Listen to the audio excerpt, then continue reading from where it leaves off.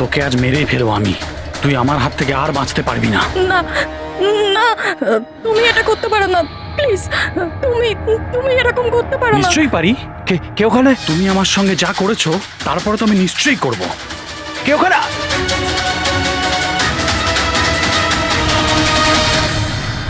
বাঁচাও বাঁচাও, please please help, বাঁচাও। তুমি এটা করতে পারো না, প্লিজ। কেউ আছো?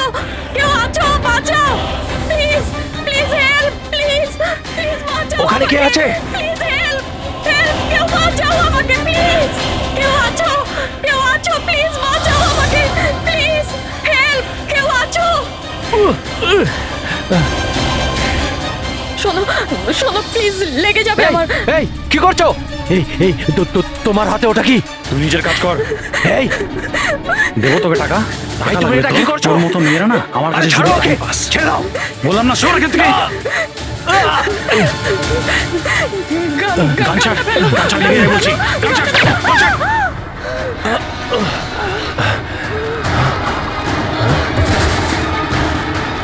এই গুলি করে দিলে, গুলি করে দিল। হ্যাঁ, খুন খুন করেছে, খুন করে দিয়েছে পুলিশ, খুন করেছে পুলিশ। এই আরেকটা গুলি কে চালালো?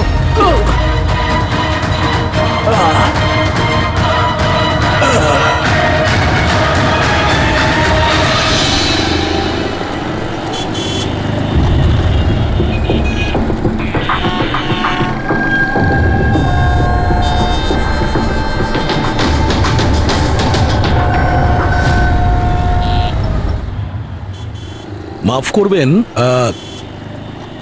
খুন আপনি দেখেছেন? কিন্তু আপনি দেখলেন কি করে? বলতে চাইছি যে আপনি তো দেখতে পাই না, তাই তো?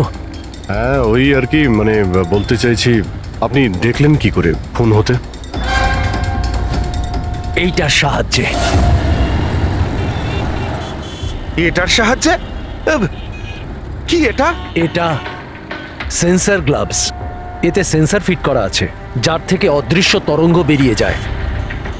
ওই তরঙ্গের সামনে যা কিছু থাকে ওতে ধাক্কা খেয়ে ওগুলো ফিরে আসে। তাতে আমি জানতে পারি যে আমার সামনে কি হচ্ছে।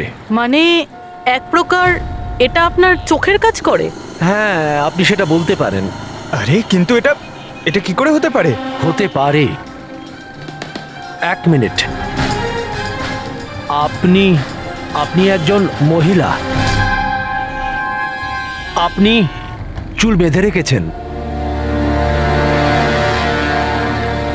স্যার, এটা তো ইনি আন্দাজেই বলছেন। আর আপনি আপনি বেশ গোলগাল দেখতে, হেলদি ইয়াং বয়। এটা তো ভুল বলেননি, দিন দিন তো মোটা হচ্ছ।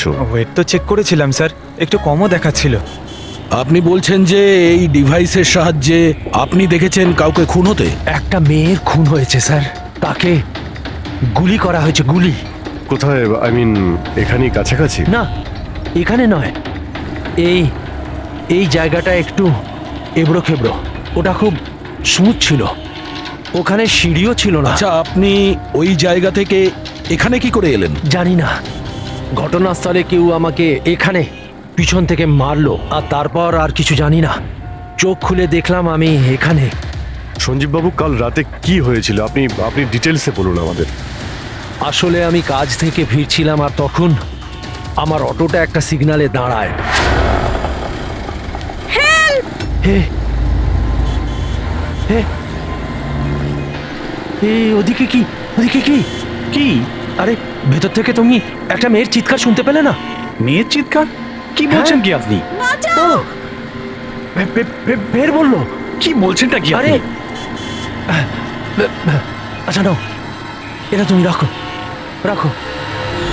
ঘটনাস্থলে আমি যখন পৌঁছলাম তখন দেখলাম যে একটা ছেলে আর একটা মেয়ে ছিল। ছেলেটার হাতে পিস্তল ছিল, গান। দুজনে ঝগড়া করছিল, ধস্তাধস্তি হচ্ছিল। খুন করেছে পুলিশ। এই আরেকটা গুলি।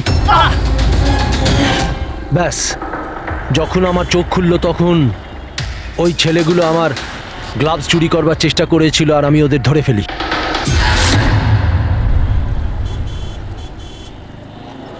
আর আপনি অজ্ঞান হয়ে যাওয়ার পরে খুনি আপনাকে এখানে নিয়ে এসছে আর এখানে ফেলে পালিয়ে গেছে। হ্যাঁ, হতে পারে। আচ্ছা, ওই জায়গাটা কোথায় যেখানে মেয়েটার গুলি লেগেছিল? না স্যার, আমি জানি না। আচ্ছা, আন্ধারিতে ওই অটো যে সিগন্যালে দাঁড়িয়েছিল, যেখানে আপনি মেয়েটার চিৎকার শুনেছিলেন, সেই জায়গাটা জানেন আপনি? মনে আছে? আই অ্যাম সরি, আমি এ ব্যাপারে আপনাদের হেল্প করতে পারবো না। ইটস ওকে, ইটস ওকে, আপনি চিন্তা করবেন না, আমরা ওই জায়গাটার খোঁজ নিয়ে নেব। কিন্তু কি করে? ওই অটো ড্রাইভারকে জিজ্ঞাসা করব। এত বড় শহরে ওই ড্রাইভারকে আপনি কোথায় খুঁজে পাবেন স্যার? পেয়ে যাব। ওদের নেটওয়ার্ক খুবই ফাস্ট, সারা শহরে ছড়িয়ে আছে, পেয়ে যাব। ওনার নাম, ঠিকানা বা অন্য কিছু জানেন আপনি? ও ও টুপি পরেছিল আর পুরনো গান শুনছিল 90-এর দশকের। আর ওর অটোতে আগুন নেভানোর যন্ত্রও লাগানো ছিল। আর হ্যাঁ, ওর কথাবার্তা দেখে মনে হচ্ছিল ও উত্তর ভারতে থাকে। হ্যালো, কি? উত্তর ভারতের লোক? পুরনো গান শোনে, আবার টুপিও পরে, আগুন নেভানোর যন্ত্রও আছে ওর অটোতে। ঠিক আছে, দেখছি।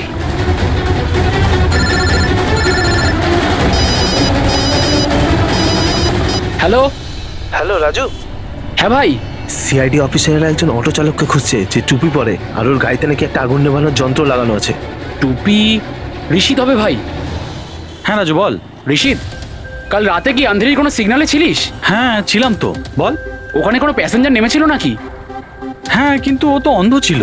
কি হয়েছে নাকি বল? আরে ওর সাথে একটা দুর্ঘটনা ঘটে গেছে। সিআইডির লোকেদেরকে নিয়ে এসেছে, তোর সাথে দেখা করতে চায়। সিআইডি? সঞ্জীব বাবু, দেখে বলুন তো যে এই অটোওয়ালা কিনা। মনে পড়ছে কিছু আপনার?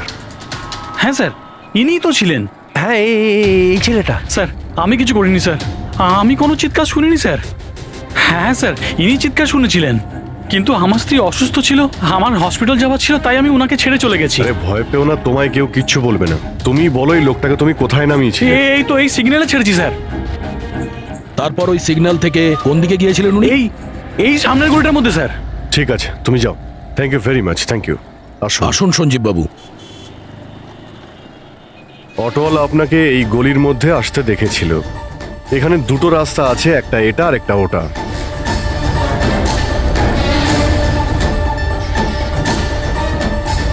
কিছু মনে পড়ছে আপনার কোথায় গিয়েছিলেন? সঞ্জীব বাবু, একটু মনে করে বলুন যে আপনি এর মধ্যে কোন গলিতে গেছিলেন?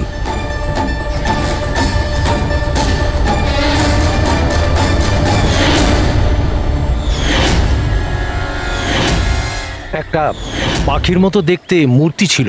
চলো আমরা এখান থেকে শুরু করি। সামনে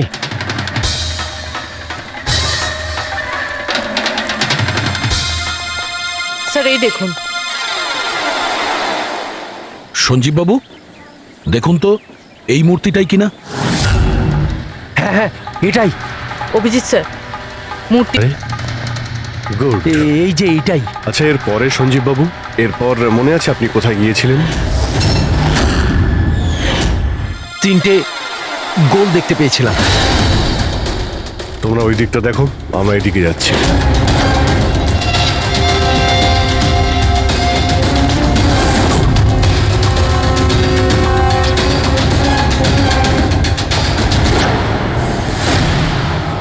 স্যার,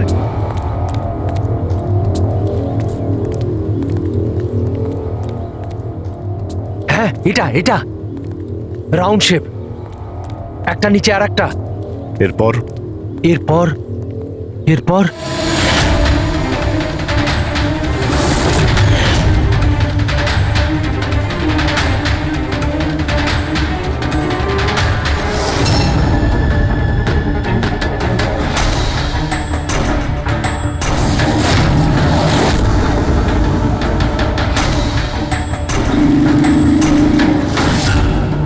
এদিকে এদিকে, এই যে। সাবধানে। আরে স্যার, ঘুরে ফিরে সেখানেই চলে এলাম যেখান থেকে শুরু করেছিলাম। আরে সেই জন্যই তো উনি চিৎকার শুনতে পেয়েছিলেন।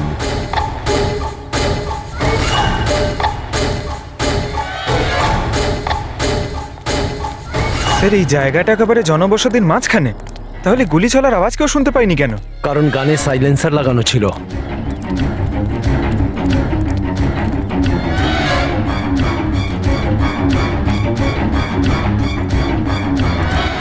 আসুন, একটা স্টেপ আছে, সাবধানে।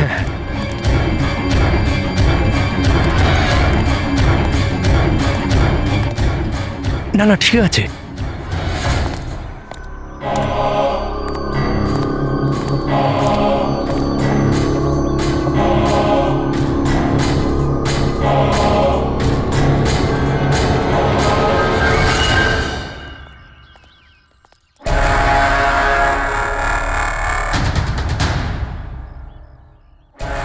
কি হলো? আপনারা দাঁড়িয়ে পড়লেন কেন?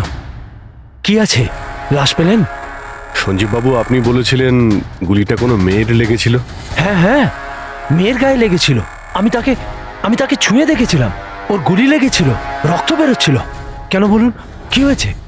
লাশ এখানে আছে, কিন্তু কোনো মেয়ের নয়, কোনো ছেলের। কি?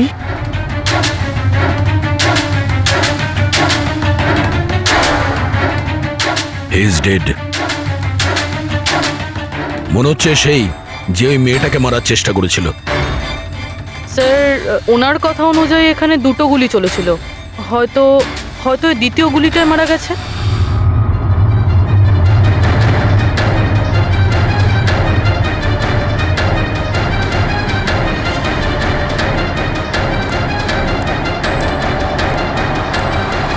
স্যার, স্যার এখানেও তো রক্ত পড়ে আছে। ওটা যদি ওর রক্ত না হয় তাহলে ওই মেয়েটার হতে পারে। গুলি তো ওর এখানেই লেগেছিল স্যার। যদি মেয়েটার এখানে গুলি লাগে তো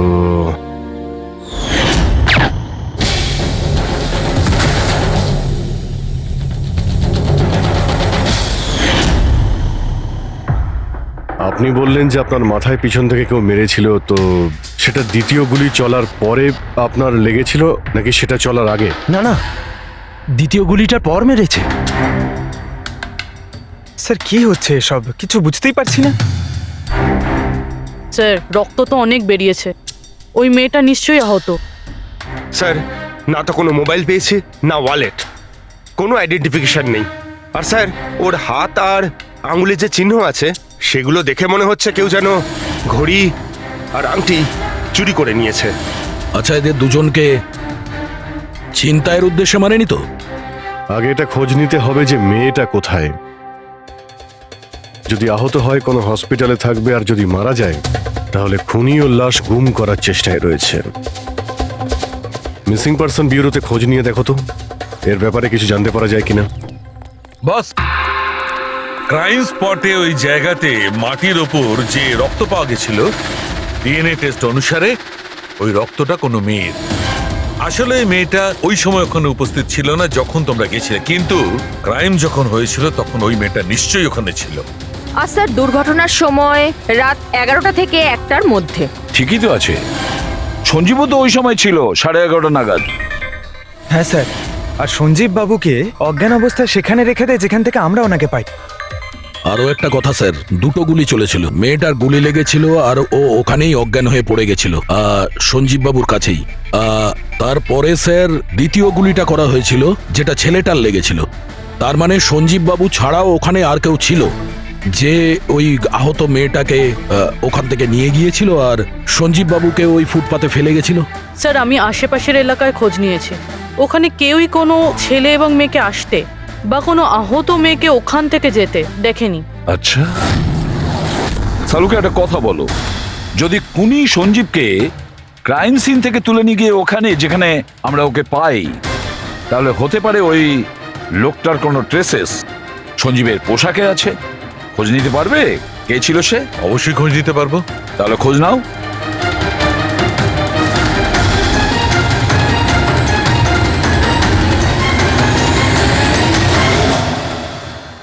স্যার, লাশ শনাক্ত করা গেছে। ওর নাম হলো অনিকেত স্যার, আর ওর বাড়ির লোকজনও হারিয়ে যাওয়ার রিপোর্ট লিখিয়েছিলেন। অনিকেত, দেখুন আপনার ভাই অনিকেতের বডি আমরা বন্ধ কারখানায় পেয়েছিলাম। আপনারা কি বলতে পারবেন উনি কেন এখানে এসেছিলেন? আপনার ভাইয়ের খুন হয়েছে। আশা করব আপনারা আমাদের কাছে কিছুই লুকোবেন না। যদি আপনারা সত্যি না বলেন তাহলে আমরা তো খুনিকে ধরতেই পারবো না। স্যার এরকম কিছু নয় স্যার, গত কয়েকদিন ধরে খুবই অদ্ভুত বিহেভ করছিল। অদ্ভুত মানে? প্রায় বাইরে থাকতো স্যার, সারাদিন। আমরা অনেকবার জিজ্ঞাসা করার চেষ্টা করেছি, কিন্তু কিচ্ছু বলতো না। গতকাল সকালেও 11টা নাগাদ চলে গেছিল। কোথায় গেছিল কিচ্ছু বলেনি। সারা দিন ধরে স্যার ঘরে ফেরেনি। সকালে উঠে দেখি সারা রাতেও বাড়ি ফেরেনি। তারপরে গিয়ে আমি পুলিশের কাছে কমপ্লেন করি। তো সারাটা দিন ফোনে কোনো কথা হয়নি? স্যার আমি ওকে সারাদিন ধরে ফোনে কল করছিলাম, কিন্তু ফোনেই পাচ্ছিলাম না ওকে। এরকম কবে থেকে চলছিল? স্যার জানি না কবে থেকে। গত কয়েক বছর ধরে তো সিঙ্গাপুরেই ছিল। এই তো কিছু মাস আগেই ইন্ডিয়া এলো, তখন থেকেই এরকমই বিহেভ করছিল। সিঙ্গাপুরে কি কাজ করতেন ইনি? ওখানে হোটেলে জব করতো। এ বিবাহিত ছিল? না স্যার, বিবাহিত ছিল না। কোনো মেয়ের সাথে এর সম্পর্ক ছিল? কারণ মরার আগে ও কোনো মেয়ের সঙ্গে ঝগড়া করছিল। জানি না স্যার, আমরা কিছুই জানি না এর কোনো মহিলার সঙ্গে কোনো অ্যাফেয়ার বা বন্ধুত্ব আছে কিনা, কিছুই জানি না। স্যার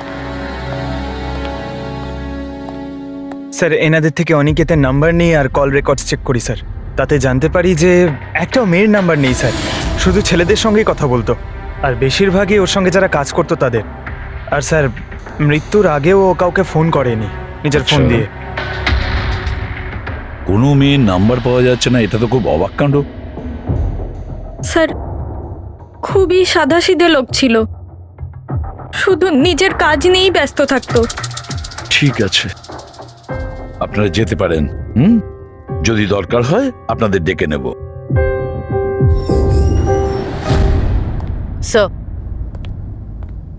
স্যার কালকে কারখানায় যাওয়ার আগেই অনিকেত সারা দিন একই জায়গায় ছিল। কোন জায়গায়? Sir coffee shop. স্যার এর ক্রেডিট কার্ডের বিল থেকে এটা প্রমাণিত হয় যে এ সারাদিন ওই কফি শপে ওর ক্রেডিট কার্ড সোয়াইপ করেছিল। হ্যাঁ স্যার, ওর ফোনের লাস্ট লোকেশন ওই কফি শপই ছিল। কোন কফি শপ ছিল ওটা? Pillow coffee shop. যাও ওই পিলো কফি শপে আর খোঁজ না ও সারাদিন বসে কি করছিল। স্যার,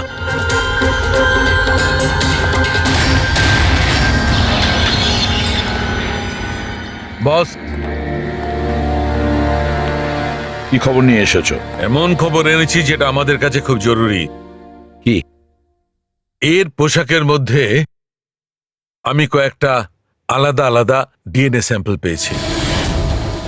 কিছু মানে? কিছু মানে 5 জন লোকের ডিএনএ স্যাম্পল পেয়েছি। 5? হ্যাঁ 5, আর এই 5 জনই মেয়ে। আর সঞ্জীবের জামা কাপড় থেকে আমরা 2 ধরনের ডিএনএ পেয়েছি, আর এই দুটো স্যাম্পল অনিকেতের জামা কাপড় থেকে পাওয়া স্যাম্পলের সঙ্গে ম্যাচ করে গেছে। মানে 5 জনের মধ্যে 2 জন যারা অনিকেতকে ছুঁয়েছিল, ওরা আবার সঞ্জীব বাবুকেও ছুঁয়েছিল। তার মানে অভিজিৎ এই পুরো কাজটা দুটো মেয়েই করেছে।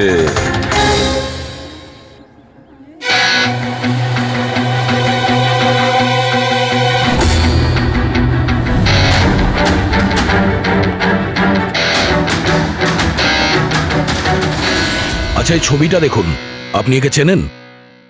কালে সারাদিন এখানে আপনার ক্যাফেতেই ছিল। হ্যাঁ স্যার, এই কালকে সারাটা দিন এখানেই ছিল, আর রাতে এই ধরুন 10:30 আশেপাশে এখান থেকে বেরিয়েছিল। এ একা ছিল নাকি এর সাথে আরো কেউ ছিল? নিতু, এদিকে একটু এসো।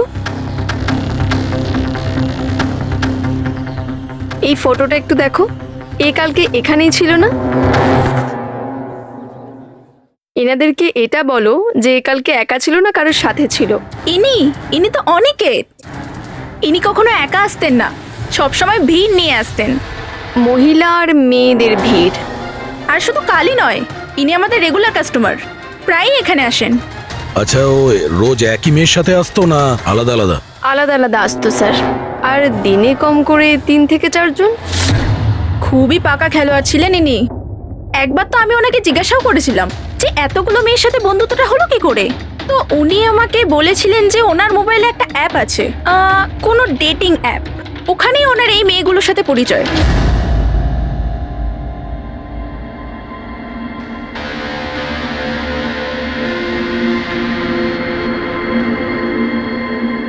কিছু জানতে পেরেছো? হ্যাঁ স্যার, অনিকেতের ডেটিং অ্যাপের ব্যাপারে জানা গেছে। ওই অ্যাপটার নাম ম্যাচ আপ। Match up? এটা দুজনের সাথে বিয়ে দেওয়ার কোনো অ্যাপ নয় তো?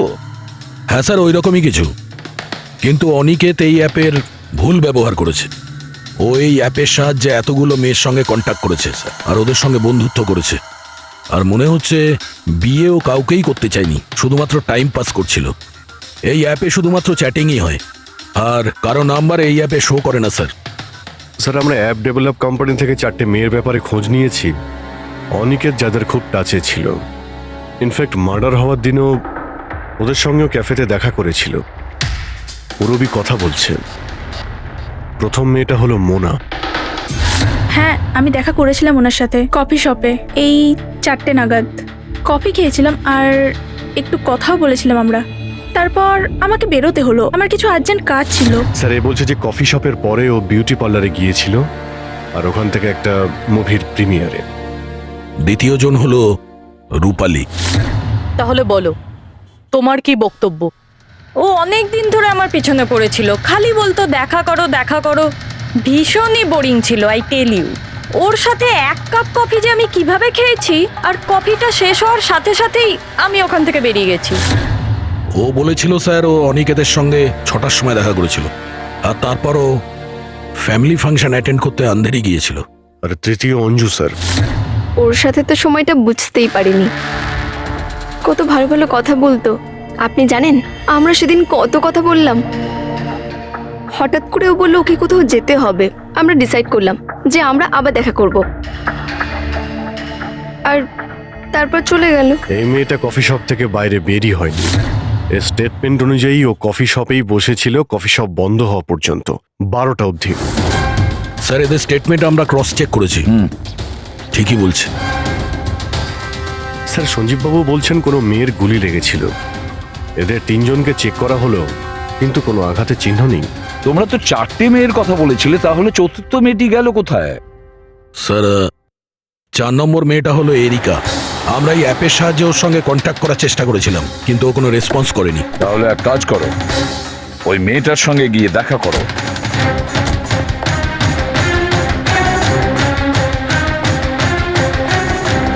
রজত, তাড়াতাড়ি রেডি হও। আর কত সময় নেবে? এতটা সময় তো মেয়েরাও নেয় না। আসছি বাবা, জাস্ট 2 মিনিট। Excuse me. হ্যাঁ বলুন, কাকে চাই? এরিকা।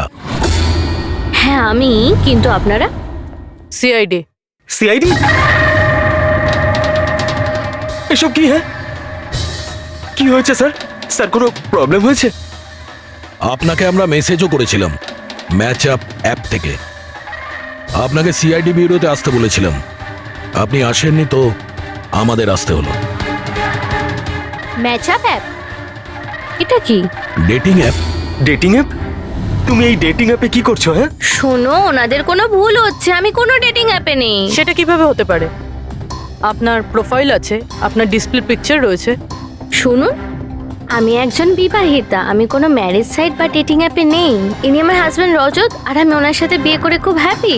আমার এসব করার কোনো প্রয়োজন নেই। ম্যাডাম, আপনি যদি সত্যি বলেন তাহলে এটা কি?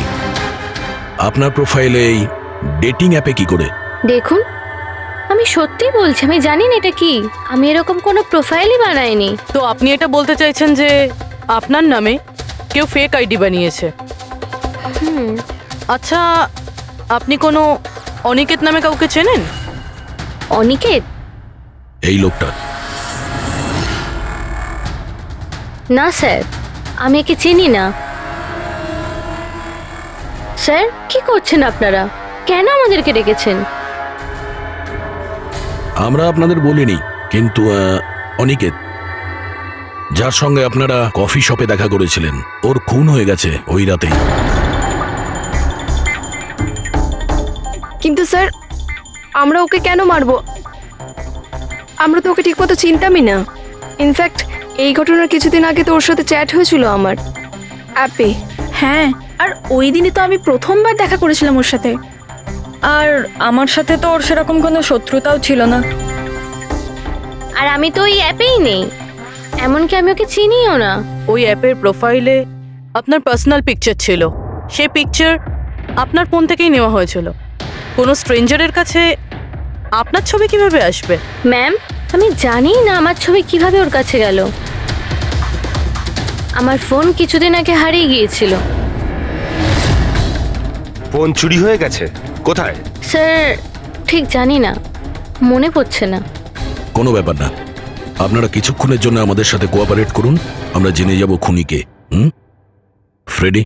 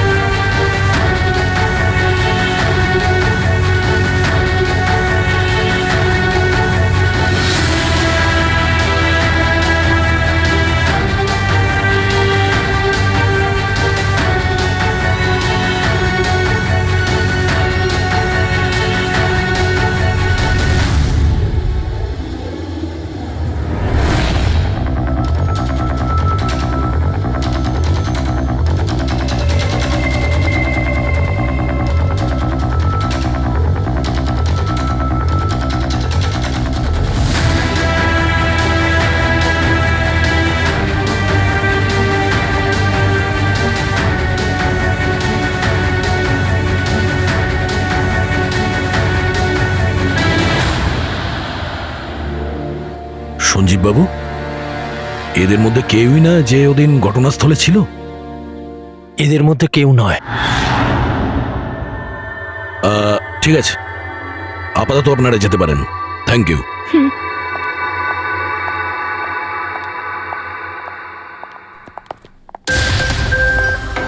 না স্যার, এদের মধ্যে তো কেউ না। স্যার, বাকি তিনজনের মতন ওরও কোনো চোট নেই, কিন্তু কিন্তু ওই মেয়েটার আঘাত ছিল, চলার অবস্থাই ছিল না। কিন্তু সালুকে যে আমাকে বলল ও সঞ্জীবের পোশাকে যে ডিএনএ টেস্ট করেছিল তাতে তো দুটো মহিলার ট্রেসেস পাওয়া গেছে।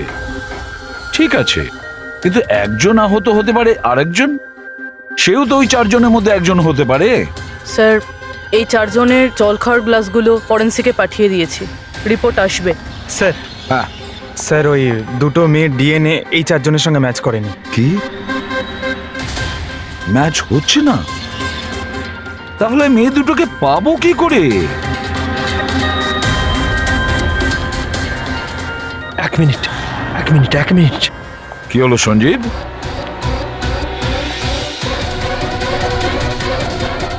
এসিপি স্যার, আমি এই গন্ধটা চিনি। গন্ধ? আমার আফটার শেভ মনে হয় স্যার। না না, এটা ওই গন্ধ যেটা আমি ঘটনাস্থলে পেয়েছিলাম, একদম ওটার মতো। কফি আর চা?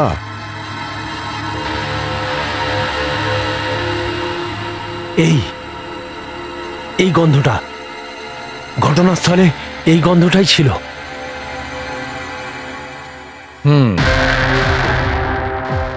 আর আমি পঙ্কজের জামার হাতার ওপরে কফির দাগ পেয়েছি। হ্যাঁ স্যার, ওই সকালে কফি বানাচ্ছিলাম না, তাই একটু পড়ে গেছিল। তার মানে ডক্টর সালুখে ওই ক্রাইম সিনে কফি আর চায়ের মিশ্রিত একটা গন্ধ ছিল। ক্রাইম সিনে না খুনির কাছে?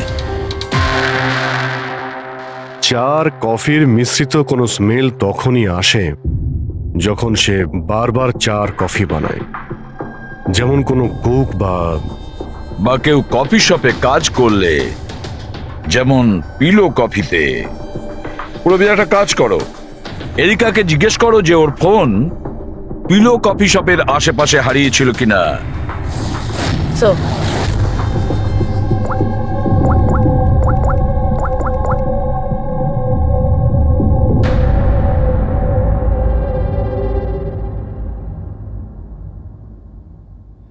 স্যার হ্যাঁ স্যার ওনার ফোন ওখানেই হারিয়েছিল, ওই কফি শপে।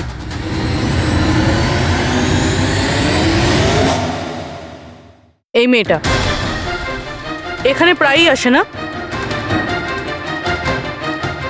হ্যাঁ, এনাকে দেখেছি তো এখানে। এর ফোনটা হারিয়ে গেছে।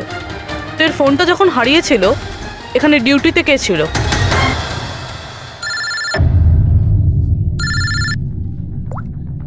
হ্যালো, হ্যাঁ ফ্রেডি। ও গুড, ঠিক আছে, আমরা এক্ষুনি ওখানে পৌঁছচ্ছি। পুরবি, স্যার ফ্রেডির ফোন ছিল। ওই হসপিটালটার খোঁজ পাওয়া গেছে যেখানে ওই আহত মেয়েটা ভর্তি আছে। স্যার ওই মহিলাই যে অনিকেতের খুন করেছিল? হ্যাঁ, ওই মেয়েটা। আমাদের এক্ষুনি ওখানে যেতে হবে। স্যার আমাদের এখন বেরোতে হবে, কিন্তু যতক্ষণ অবধি জিজ্ঞাসাবাদ কমপ্লিট না হচ্ছে কেউ কফি শপ থেকে বেরোবে না।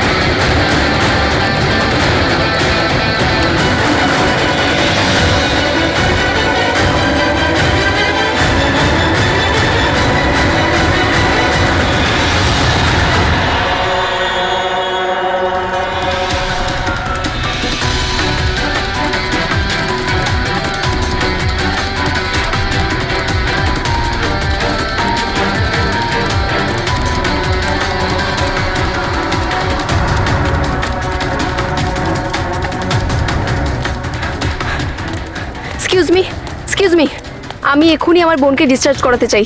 আপনি এক্ষুনি ডিসচার্জ পেপার তৈরি করুন, তাড়াতাড়ি। ডিসচার্জ? কিন্তু উনি তো এখনো কোমায়। দেখুন, আমার এসব জেনে কোনো কাজ নেই, আমাদের এক্ষুনি এখান থেকে বেরোতে হবে। আপনি তাড়াতাড়ি করুন please। এভাবে কি করে ডিসচার্জ করে দিই? ওনার প্রাণের থেকেও কি এমন বেশি জরুরি? দেখুন, আমার এত তর্ক করার কোনো সময় নেই, আপনি আমার সঙ্গে তর্ক করবেন না। তাড়াতাড়ি করুন প্লিজ, যেটা বললাম সেটা করুন।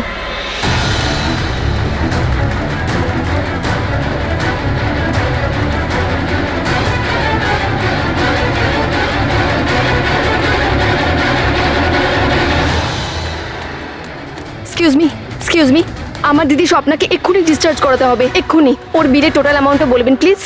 Excuse me. মনে হয় খুব তাড়া আছে তোমার।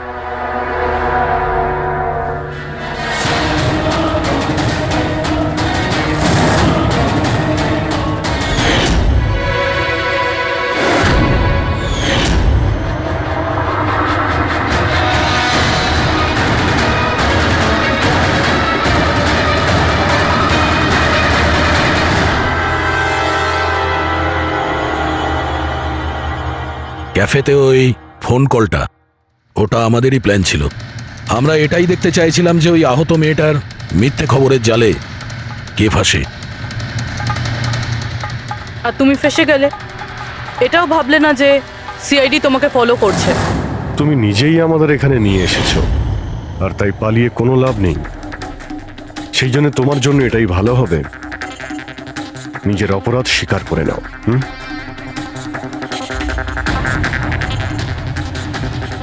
অনিকেত আমার দিদিকে জীবন্ত অবস্থাতে মেরে ফেলেছিল।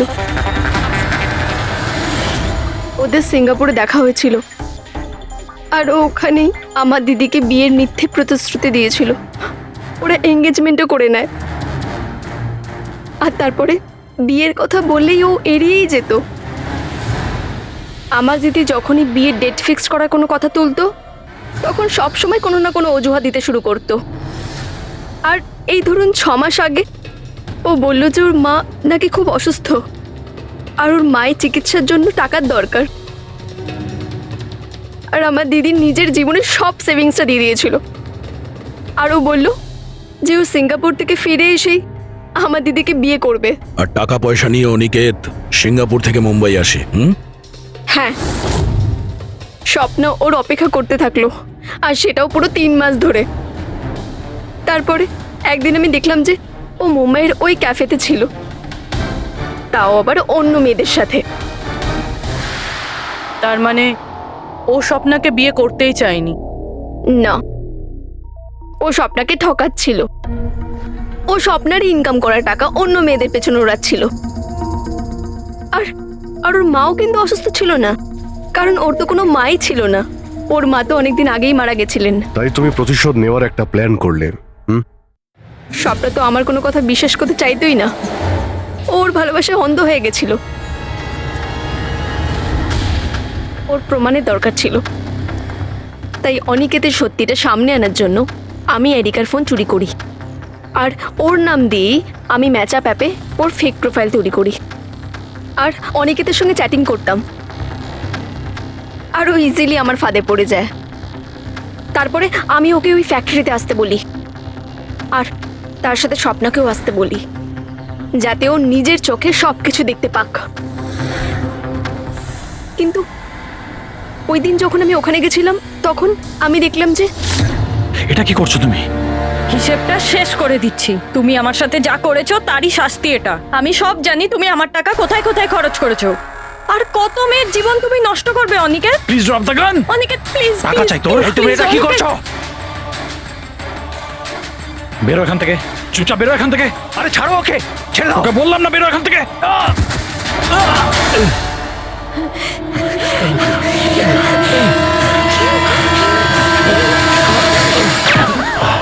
এই, গুলি করে দিলে, গুলি করে দিল। হ্যাঁ, খুন খুন করে দিয়েছে পুলিশ। এই, আরেকটা গুলি কে চালালো? আরেকটা গুলি চালিয়েছে পুলিশ।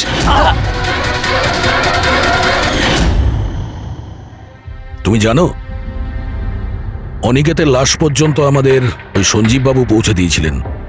উনি দেখতে পান না, কিন্তু ওনার ওই সংবেদনশীল দস্তানা, সেন্সিটিভ গ্লাভস চোখের থেকে কম না। প্রতিশোধ নেওয়ার জন্য তুমি অনিকেতকে খুনই করে দিলে, কিন্তু এখন তো সারা জীবন জেলেই কাটবে। আর তোমার বোন স্বপ্না, যার জন্য তুমি এই সব করলে, সে তো আগে থেকেই কোমাতে রয়েছে।